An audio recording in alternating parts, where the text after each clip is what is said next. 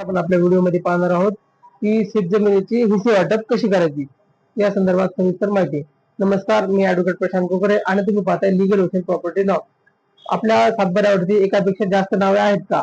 जर आहेत तर हा व्हिडिओ तुम्ही नक्की शेवटपर्यंत बघायला पाहिजे।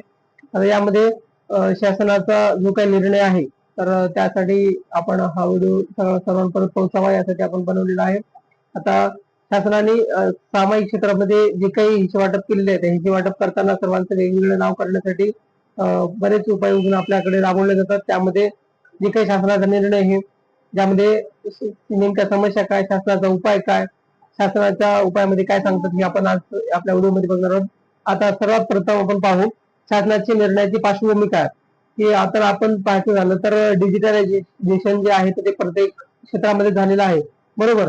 आता एक शेतकरी आणि त्याला एक आयडी अशी मिळावी यासाठी शेतकऱ्यांना त्याला एक फार्मर आयडी मिळावी त्यासाठी ॲग्रोट्रॅक नावाचा एक ऍप बनवला आहे। त्याच्यामध्ये शेतकरी डिजिटल प्लॅटफॉर्म जो अचूक शेती जमीन आणि त्या संदर्भातील पूर्ण माहिती त्याची मिळून जाईल यासाठी शेतकरी आयडी बनवायची आहे। ओके, त्याचबरोबर यासाठी नेमक्या समस्या काय काय येऊ शकतात, आपण कुठलंही कार्य करायचं झालं तर त्याच्यामध्ये नेमक्या समस्या आपल्याला येतातच। त्यामध्ये सध्याची जी पद्धती आहे तर ते जमिनीचं सातबारा जर बघायचं झालं तर त्यामध्ये पूर्ण एकरभर असेल तर त्याच्यामध्ये सर्व सामायिक क्षेत्राचे सर्वांची नावं असतात, ज्यामध्ये हिस्सा कुठ हिस्सा याची कुठलीही नोंद नसते।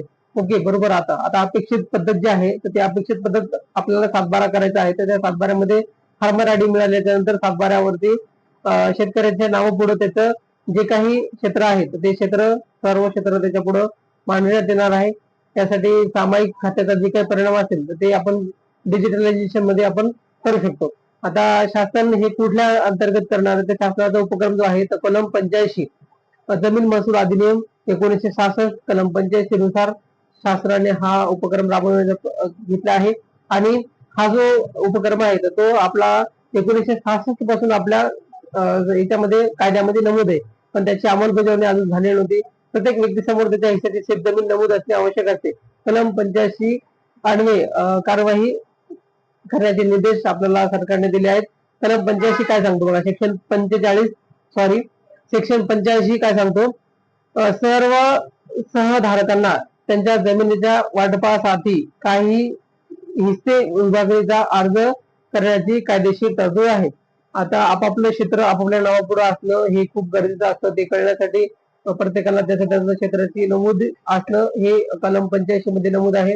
शासनाची कार्यपद्धती व शासनाचा महत्वाकांक्षी निर्देश आहेत तर ते आपण बघणार आहोत। तर सगळ्यात पहिलं आव्हान तर तुम्हाला अर्ज करायचे, जे काही अर्ज स्वीकारतील ते तालुका मंडळ अधिकारी स्तरावरती असणार आहेत।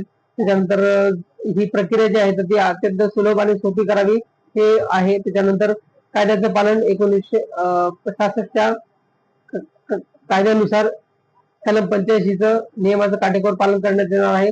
आणि क्षेत्रीय स्तरावरील मोहिमेची जास्तीत जास्त हे जे आहेत उपक्रम आपल्याला याच्यामध्ये करणार आहेत। आता याला फायदा कोणाला होणार आहे, सगळ्यात महत्वाचा प्रश्न हा आहे की ज्याची सामायिक क्षेत्र आहे तर त्या सामायिक क्षेत्रातील लोकांना याचा भरपूर फायदा होणार आहे। त्याबरोबरच जे कोणी शेतकरी आहेत त्याला शेतकरी मित्रांना याचे फायद्याचे नियम अटी शब्द तुम्ही सांगू शकता किंवा तुम्ही हा व्हिडिओ जो आहे तो त्यांना सांगू शकता। सारांश रूपामध्ये जर बघायचं झालं तर फार्मर आयडी काढणे हा सगळ्यात प्रमुख उद्देश आहे शासनाचा। त्याच्यानंतर कलम 85 नुसार कायदेशीर तरतूद जे आहे तर त्याच्यामध्ये नमूद करण्यात आले आहेत। त्याच्यानंतर ज्या कोणी या मोहिमेमध्ये सहभागी होऊ शकतील तर त्याची अचूक माहिती पारदर्शक ठरणार आहे। या सर्व गोष्टी आपण या मोहिमेतून होणार आहेत। आणि तुम्ही या मोहिमेतून जमिनीचे व्यवहार खरोखरच पारदर्शक होतील का, या सर्व गोष्टी तुम्ही आम्हाला कमेंट मध्ये सांगा। व्हिडिओ आवडल्यास नक्की लाईक करा। थँक्यू।